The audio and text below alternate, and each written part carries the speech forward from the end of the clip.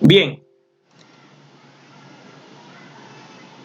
aquí vamos a ver la curva de aprendizaje no solamente como un concepto, sino como un método matemático para medir realmente el desempeño en función al aprendizaje de un trabajador.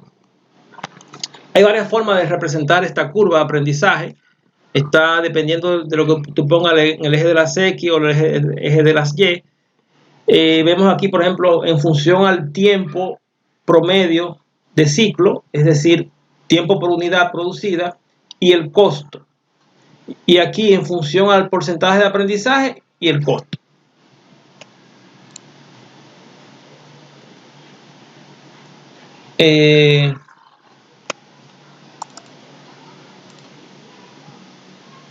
Bueno, aquí hay unas cuantas teorías que es bueno que se la lean, para qué sirve, cuál es su utilidad realmente. Podemos evaluar el desempeño, podemos incluso programar la producción. Es algo importante que quiero destacar, que normalmente en los el cerebro, si se quiere, o sea, pensante, que hace mover la maquinaria productiva de la empresa, es el área de planificación. Y planificar implica establecer las cantidades que se van a producir en el tiempo. Y para poder lograr eso, se necesita conocer muy bien los estándares.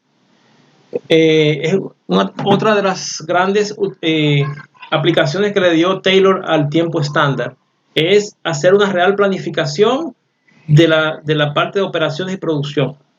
Pero ¿qué sucede? En las empresas, dependiendo del tipo de empresa, las personas van y vienen. O sea, hay personas nuevas que entran, están en un periodo de entrenamiento, un periodo todavía de aprendizaje, y salen. Por eso es que las empresas líderes tratan de conservar a sus empleados.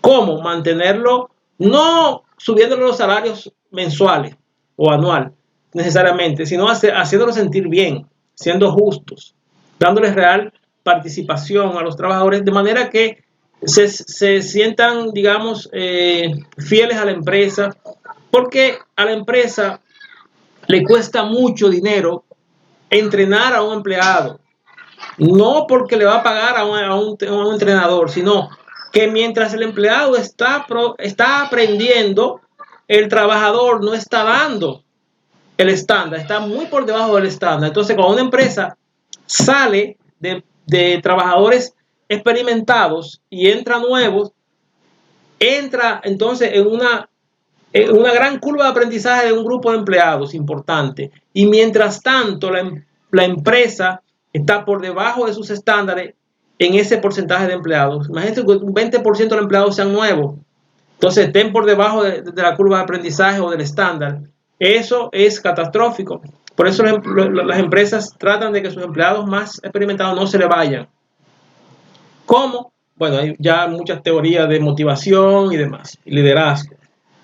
Eso básicamente, según mi punto de vista, la parte más importante es tú saber involucrar esto al plan de producción. Tú tienes que saber que yo no me puedo basar para toda la producción del mes, del año, en los estándares única y exclusivamente. Yo tengo que ver que hay un porcentaje importante de empleados que están en la curva de aprendizaje y en qué nivel de esa curva están y cuál sería su producción esperada en función a su nivel de aprendizaje.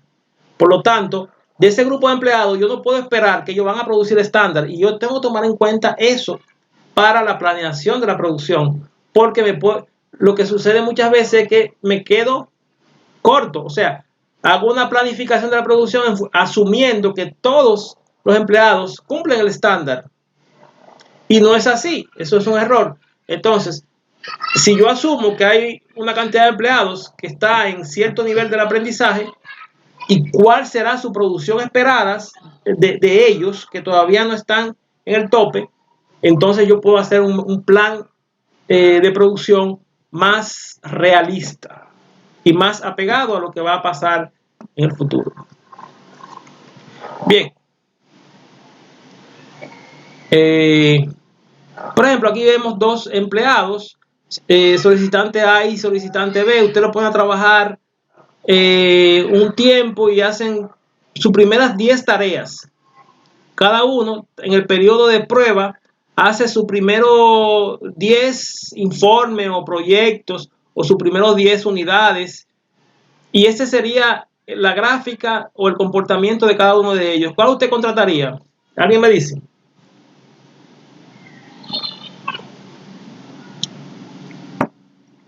¿Y por qué? ¿Podría repetir, por favor? Ustedes no están atentos. ¿Qué pasa? ¿Cuál de los dos trabajadores contrataría? ¿El A o el B? De acuerdo a esa curva de aprendizaje.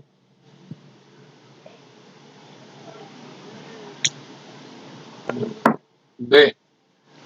¿Y por qué? ¿Y por qué? Aprendió más. Bueno, y además tiene mayor proyección a seguir aprendiendo, porque la curva Exacto. se ve que va a seguir bajando, y quiere decir que va bajando el tiempo por unidad. Este trabajador se mantuvo muy estable. Parece ser que un trabajador que tenía cierta experiencia anterior no aprendió mucho, pero tampoco se ve que seguirá aprendiendo más. Hay un factor de olvido que no vamos a caer en esta parte, y es cuando el empleado, por ejemplo, se va de vacaciones o una licencia y vuelve, cae un poco de retroceso, que hay que tomarlo en cuenta también en el cálculo de la curva de aprendizaje. Aquí hay unas recomendaciones de cómo se mejora esa curva de aprendizaje. Haciendo una buena selección. Por eso los departamentos de recursos humanos y las entrevistas previas son claves, porque no es que el empleado venga con experiencia necesariamente, sino que tenga potencial de aprender. Como vimos en la gráfica, es un empleado que se le vea que puede aprender más rápido, que puede asimilar más conocimiento. Y en verdad, en general, los estudiantes de ingeniería salen a la calle sin experiencia, pero lo que tienen es mucha capacidad de aprender, porque han visto en el proceso de su carrera muchas informaciones, muchos conocimientos, están preparados, su cerebro está preparado para aprender. Siempre a mí, nunca se me va a olvidar, casi mi primera entrevista de trabajo, que tuve en una empresa, la psicóloga que me entrevistó me dijo, lo que pasa es eso mismo que le estoy diciendo a ustedes. Ella me dijo, lo que pasa es que los estudiantes de ingeniería principalmente salen de las universidades preparados para aprender. No es que conocen lo que van a hacer, sino está preparado para que se le enseñe a lo que van a hacer.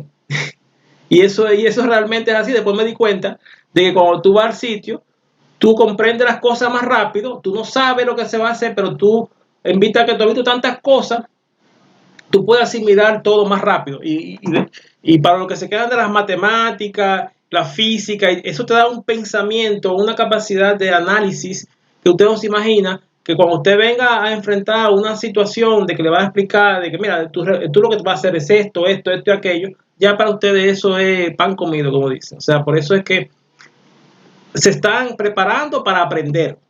Esa es la clave de todo eso. Entonces, las empresas deben hacer una pequeña capacitación previa. Eso es importante. Las empresas que quieren sacar mejor provecho de su personal hacen un pequeño training.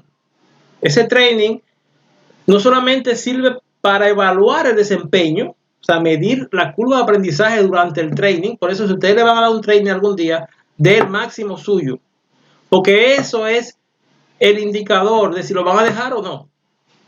Si esa empresa está midiendo la curva de aprendizaje de esos empleados que se están entrenando, se va a quedar con los mejores, con lo que tenga una mejor curva de aprendizaje.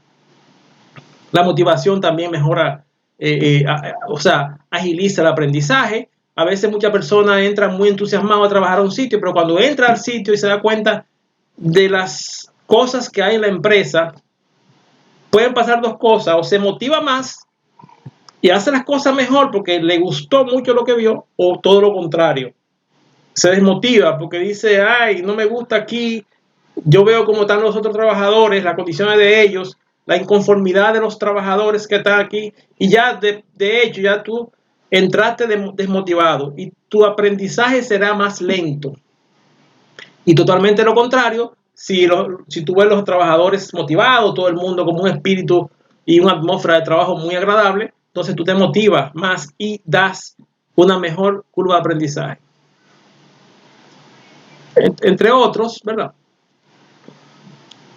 Algunas limitaciones, cada organización o cada persona, tú puedes calcular la curva de aprendizaje a una persona, a la empresa completa, a un proceso, a un equipo de trabajo, a una línea de producción. Las empresas tienen su curva de aprendizaje también.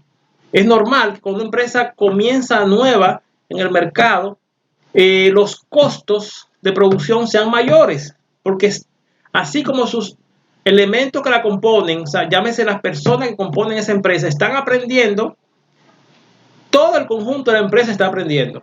Entonces los costos a principio en las empresas son elevados. A medida que las personas van mejorando su aprendizaje, la empresa completa va mejorando y va bajando sus costos. Bueno, caemos ya en el método de cálculo. Tenemos estas variables. Y es el tiempo de ciclo. Aquí vamos a medir como tiempo de ciclo. Es el tiempo que dura una tarea en hacerse. X es la cantidad de tareas o repeticiones o ciclos o unidades producidas. N el exponente de la curva. Recuerden que es una curva exponencial, es una pendiente. Entonces esa pendiente tiene que dar negativo porque ustedes vieron que la curva va descendiendo. Y K es el tiempo que se toma la persona para hacer la primera unidad. Entonces, la ecuación de la curva de aprendizaje es esta. Y es igual a K, que es el valor constante, el valor de la primera unidad, por X, que es la cantidad de unidades producidas, elevado a la N, que es la pendiente de la curva, que siempre es negativo. Entonces vamos a despejar aquí para determinar algunas otras variables. Logaritmo en ambos lados. Entonces, aquí, a ver, aquí lo podemos, bueno, más adelante vamos a ver cómo aplicamos esta fórmula. Saltó un paso. Vamos a ver aquí. El porcentaje de aprendizaje viene dado por 2 a la n y se demuestra por este análisis. 2 a la n, o sea, 2 elevado a la pendiente. Sería el porcentaje de aprendizaje. Aquí vemos, por ejemplo, que eso significa que en la medida que la cantidad producida se duplica, entonces el porcentaje de aprendizaje, déjame ver, si la cantidad se duplica, o sea, si tú tienes dos cantidades que se duplican, por ejemplo, ¿cuál sería el tiempo para la unidad 2 y el tiempo para la unidad 4? O el tiempo para la unidad 5 y la unidad 10. Entonces, con esa fórmula tú puedes determinar cuál es el porcentaje de aprendizaje. Esto vamos a ver con un ejemplo.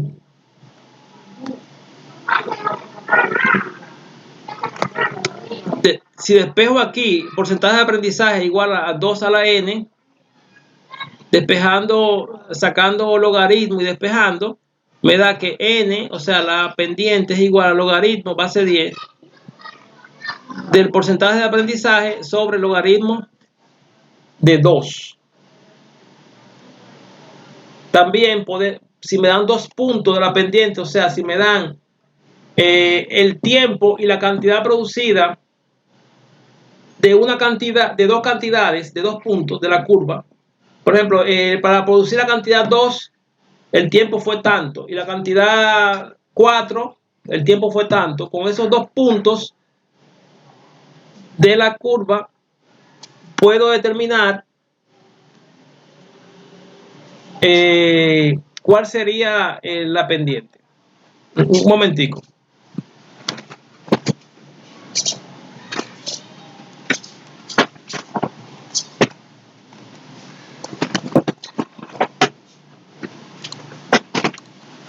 Ay, no haga eso. Estoy en clase, por favor, tú tienes que esperar. Pensé que podía escuchar por ahí atrás, mami.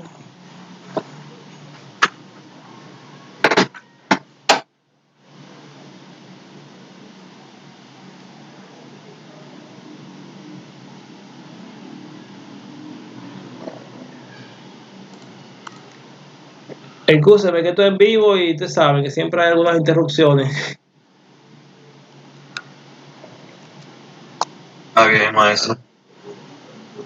Bien, entonces, hay una cosa importante.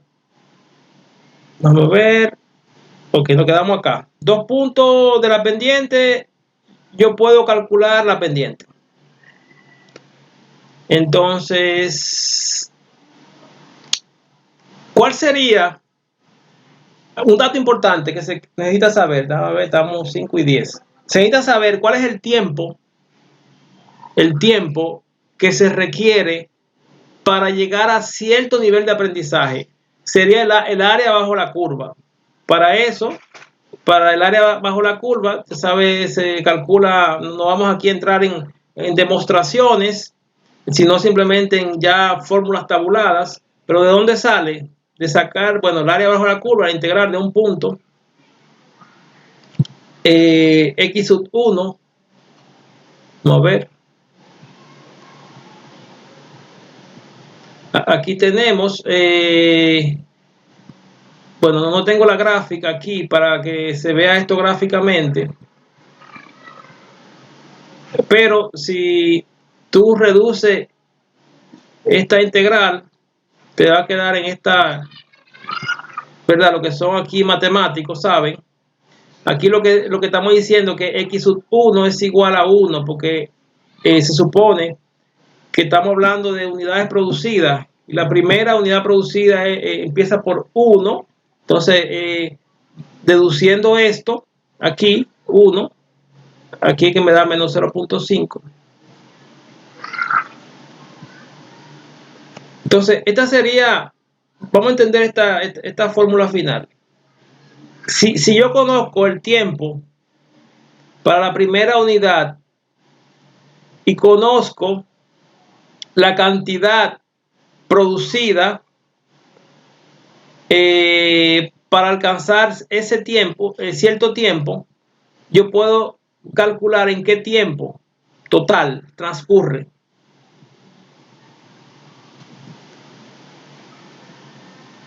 Esto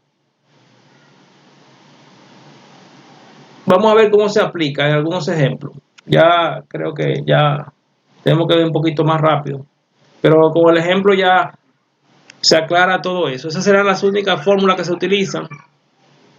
Vamos a suponer que se producen 50 unidades según un promedio acumulativo de 20 horas hombres por unidad. ¿Cuál es el porcentaje en curva de aprendizaje cuando se producen 100 unidades? O sea, 50 unidades más. Según un promedio de 15 horas hombre. Déjame explicar lo que significa esto. Puede ser un equipo de trabajo. Hicieron 50 unidades y utilizaron un promedio de 20 horas hombre por unidad. En promedio. Para hacer esas 50 unidades, esas primeras 50 unidades, ese equipo de trabajo en promedio utilizó 20 horas hombre por unidad.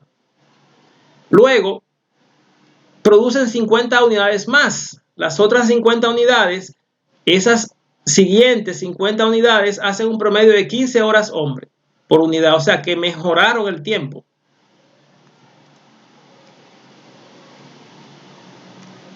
Me están preguntando cuál es el porcentaje en curva de aprendizaje. Aquí tenemos los datos. El valor en unidades del punto 1 es 50 unidades y en el punto 2 son 100 unidades. Y el tiempo en el punto 1 es 20 horas hombre y en el punto 2 15 horas hombre. Entonces, como la cantidad se duplica de 50 a 100 y cumple con la, digamos, con el teorema que tiene la fórmula de curva de aprendizaje, de porcentaje de aprendizaje, entonces podemos utilizar 2 a la n. Porque siempre que la cantidad se duplique, el porcentaje de aprendizaje sería 2 a la n. Pero necesitamos saber cuál es n, el valor de n. Y la fórmula que habíamos visto es que es delta de y delta de x, o sea, es el logaritmo. Logaritmo y1 menos logaritmo y2 entre logaritmo x1 menos logaritmo x2. Cuando sacamos eso me da la pendiente menos 0.415.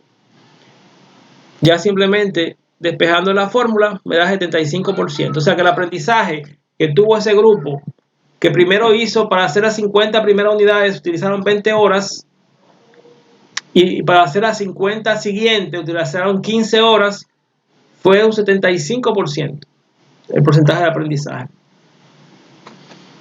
Maestro, una pregunta. Ajá.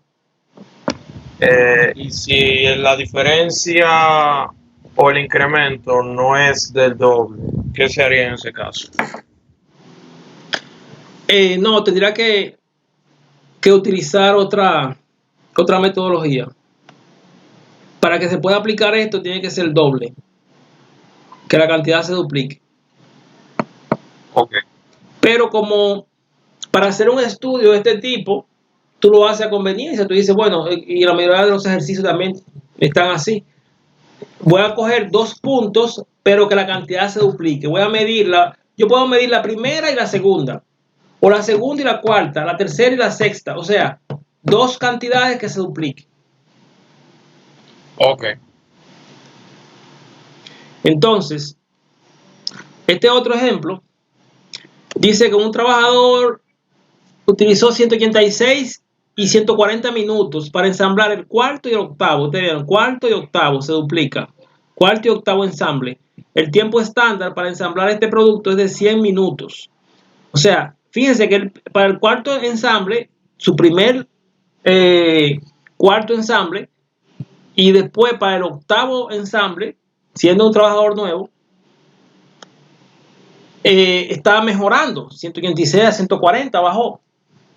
Entonces, pero se quiere saber el tiempo estándar para esa tarea es 100 minutos, o sea, le falta todavía. Entonces, ¿cuál es la curva de aprendizaje de este trabajador? ¿Y cuántos ensambles son necesarios para que el trabajador logre el estándar? Bueno, aquí están los datos de los 2 puntos para conseguir. Esta es la ecuación de la curva. Y vamos a conseguir, mediante la fórmula anterior, logaritmo de y1 menos y2 entre logaritmo de x1 menos x2. Me da 0. menos 0.41. Con eso, yo cojo cualquiera de los 2 puntos. Aquí tengo un punto y1 x1 y y2 x2. Cojo cualquiera de los 2 puntos y se supone que si yo ya tengo la pendiente n y cojo 2 puntos cualquiera, y, x, yo puedo determinar el valor de k, que no la tengo, no me están dando el valor de k. ¿Cuál es? Me dieron el valor de la cuarta y del octavo ensamble, pero no sé cuánto se tomó él para el primer ensamble. El primer ensamble es k, pero ya yo tengo el valor de n y tengo 2 puntos cualquiera, x, y. Puedo coger cualquiera, estos dos, 186 o 4, o 8 y 140. O sea, cualquiera de los dos. Cogiendo uno de los dos y despejando, me da que para el primer ensamble se tomó 328.4 minutos, que es el valor de K. Si yo tengo el valor de K ya yo puedo poner la ecuación. Y es igual a 328.4 por X elevado a la menos 0.41. Esta es la curva de aprendizaje, o sea, la ecuación de la curva. Entonces, ¿cuántos ensambles son necesarios?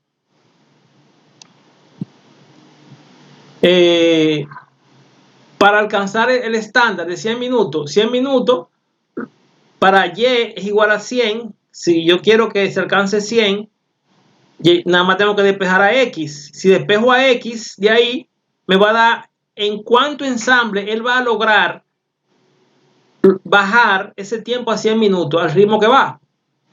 Cuando despejo me da en 19 ensambles al aprendizaje que él lleva. Cuando alcance 19 ensambles, él habrá logrado alcanzar los 100 minutos de estándar.